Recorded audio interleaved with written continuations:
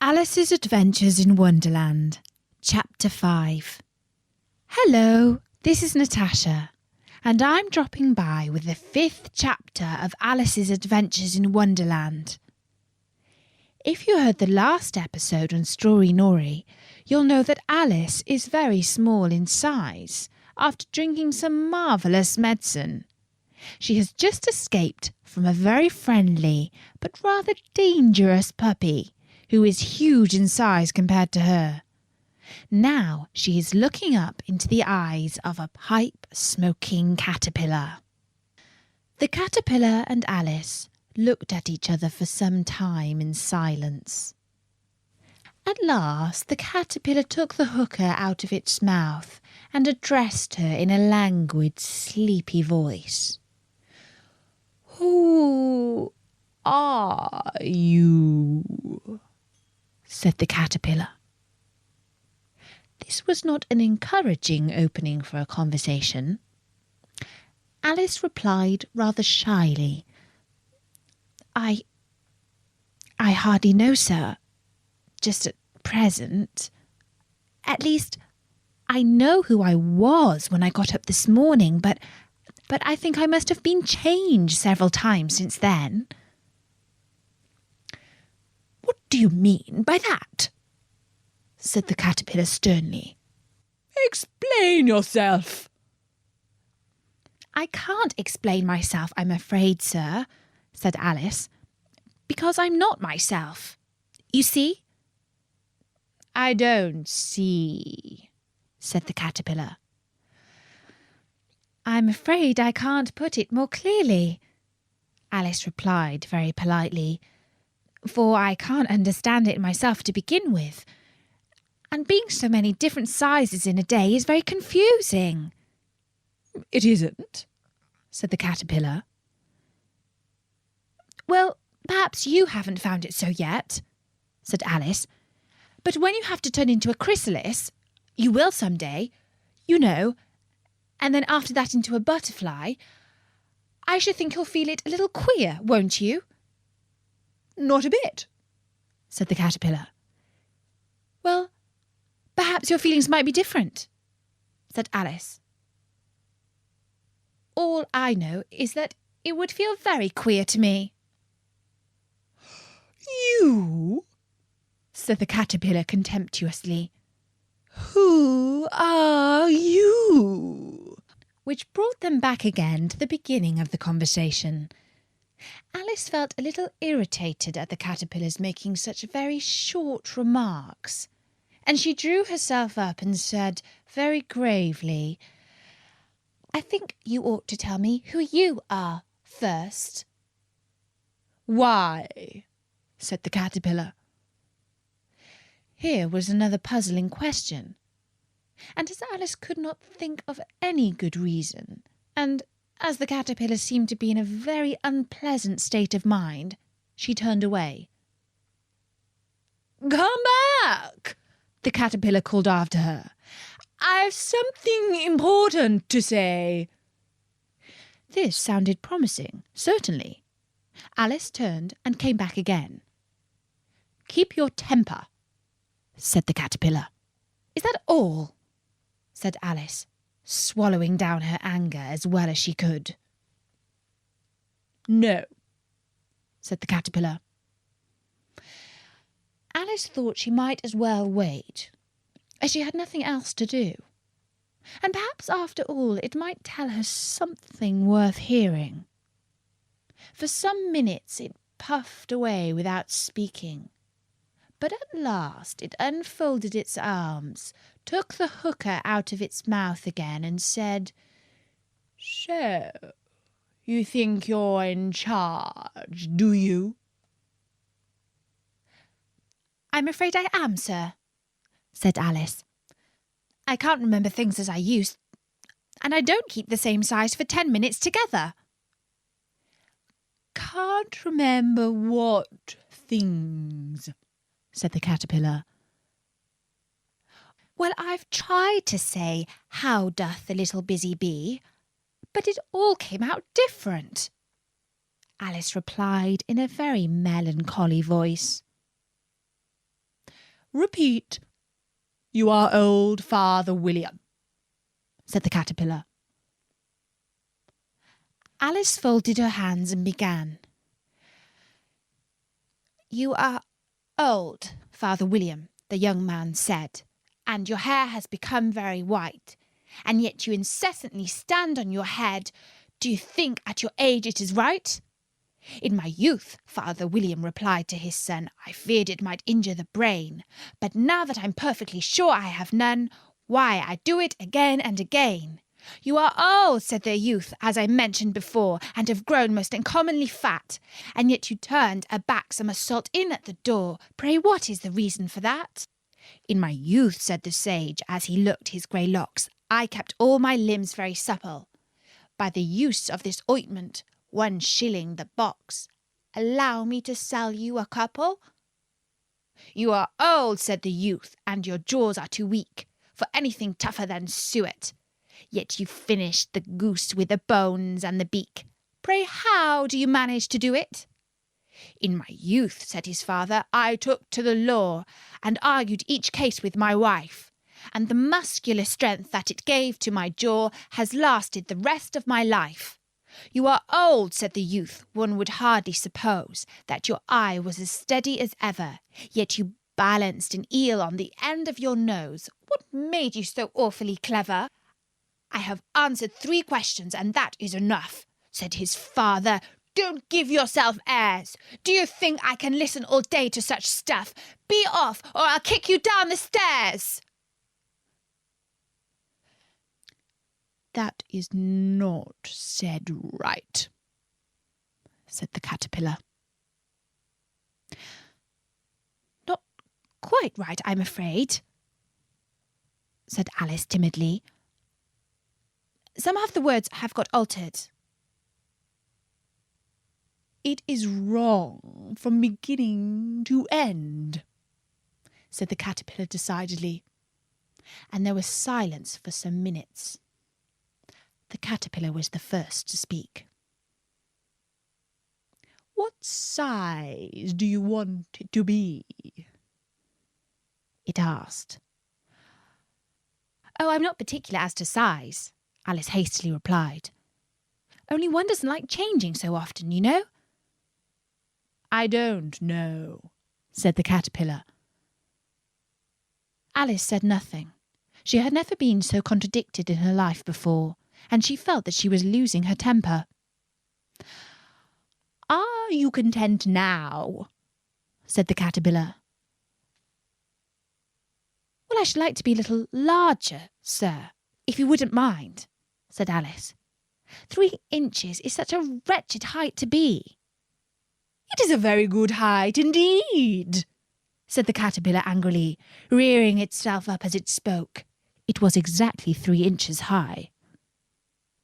But I'm not used to it, pleaded poor Alice in a piteous tone, and she thought of herself, I wish the creatures wouldn't be so easily offended. You'll get used to it in time, said the caterpillar, and it put the hookah into its mouth and began to smoke again.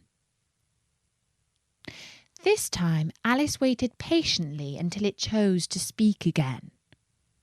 In a minute or two the caterpillar took the hookah out of its mouth and yawned once or twice and shook itself.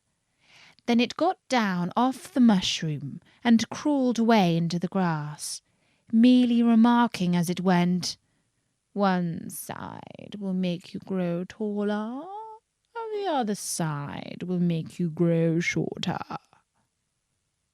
The other side of what? Thought Alice to herself. Of the mushroom, said the caterpillar, just as if she had asked it aloud, and in another moment it was out of sight. Alice remained looking thoughtfully at the mushroom for a minute, trying to make out which were the 2 sides of it. And as it was perfectly round, she found this a very difficult question. However, at last she stretched her arms round it as far as they would go, and broke off a bit of the edge with each hand. "And now which is which?" she said to herself, and nibbled a little of the right hand bit to try the effect. The next moment she felt a violent blow underneath her chin. It had struck her foot. She was a good deal frightened by this very sudden change, but she felt that there was no time to be lost, as she was shrinking rapidly. So she set to work at once to eat some of the other bit. Her chin was pressed so closely against her foot that there was hardly room for her to open her mouth, but she did at last, and managed to swallow a morsel of the left-hand bit. "Come, my head's free at last," said Alice in a tone of delight, which changed into alarm in another moment when she found that her shoulders were nowhere to be found. All she could see when she looked down was an immense length of neck, which seemed to rise like a stalk out of a sea of green leaves that lay far below her. "What can all that green stuff be?" said Alice. "And where have my shoulders got to? And oh, my poor hands! How is it I can't see you?" She was moving them about as she spoke, but no result seemed to follow, except a little shaking among the distant green leaves. As there seemed to be no chance of getting her hands up to her head, she tried to get her head down to them, and was delighted to find that her neck would bend about easily in any direction, like a serpent. She had just succeeded in curving it down into a graceful zigzag, and was going to dive in among the leaves, which she found to be nothing but the tops of the trees under which she had been wandering, when a sharp hiss made her draw back in a hurry. A large pigeon had flown into her face and was beating her violently with its wings. "Serpent!" screamed the pigeon. "I'm not a serpent," said Alice indignantly. "Let me alone." "Serpent, I say again," repeated the pigeon, but in a more subdued tone, and added with a kind of a sob, "I've tried every way, and nothing seems to suit them." "I haven't the least idea what you're talking about," said Alice. "I've tried the roots of trees, and I've tried the banks, and I've tried the hedges," the pigeon went on, without attending to her. "But those serpents, there's no pleasing them." Alice was more and more puzzled, but she thought that there was no use in saying anything more till the pigeon had finished. "As if it wasn't trouble enough hatching the eggs," said the pigeon. "But I must be on the lookout for serpents night and day. Why, I haven't had a wink of sleep these 3 weeks." "I'm very sorry you've been annoyed," said Alice, who was beginning to see its meaning. "And just as I'd taken the highest tree in the wood," continued the pigeon, raising its voice to a shriek, "and just as I was thinking I should be free of them at last, they must needs come wriggling down from the sky. Serpent!" "But I'm not a serpent, I tell you," said Alice. I'm a... "Well, what are you?" said the pigeon. "I can see you're trying to invent something."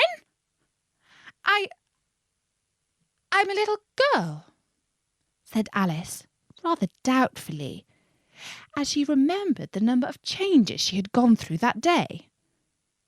"A very likely story indeed," said the pigeon in a tone of the deepest contempt. "I've seen a good many little girls in my time, but never one with such a neck as that. No, no, you're a serpent, and there's no use denying it. I suppose you'll be telling me next time that you never tasted an egg." "I have tasted eggs, certainly," said Alice. who was a very truthful child. "But little girls eat eggs quite as much as serpents do, you know." "I don't believe it," said the pigeon. "But if they do, why then they're a kind of serpent, that's all I can say." This was such a new idea to Alice that she was quite silent for a minute or two, which gave the pigeon the opportunity of adding, "You're looking for eggs. I know that well enough. And what does it matter to me whether you're a little girl or a serpent?" "It matters a good deal to me," said Alice hastily. "But I'm not looking for eggs, as it happens, and if I was, I shouldn't want yours. I don't like them raw." "Well, be off then," said the pigeon in a sulky tone, as it settled down again into its nest. Alice crouched down among the trees as well as she could, for her neck kept getting entangled among the branches, and every now and then she had to stop and untwist it. After a while she remembered that she still held the pieces of mushroom in her hands, and she set to work very carefully, nibbling first at one and then at the other, and growing sometimes taller and sometimes shorter, until she had succeeded in bringing herself down to her usual height. It was so long since she had been anything near the right size that it felt quite strange at first, but she got used to it in a few minutes and began talking to herself as usual. "Come, there's half my plan done now. How puzzling all these changes are. I'm never sure what I'm going to be from one minute to another. However, I've got back to my right size. The next thing is to get into that beautiful garden. How is that to be done, I wonder?" As she said this, she came suddenly upon an open place, with a little house in it about 4 feet high. "Whoever lives there?" thought Alice. "It'll never do to come upon them this size.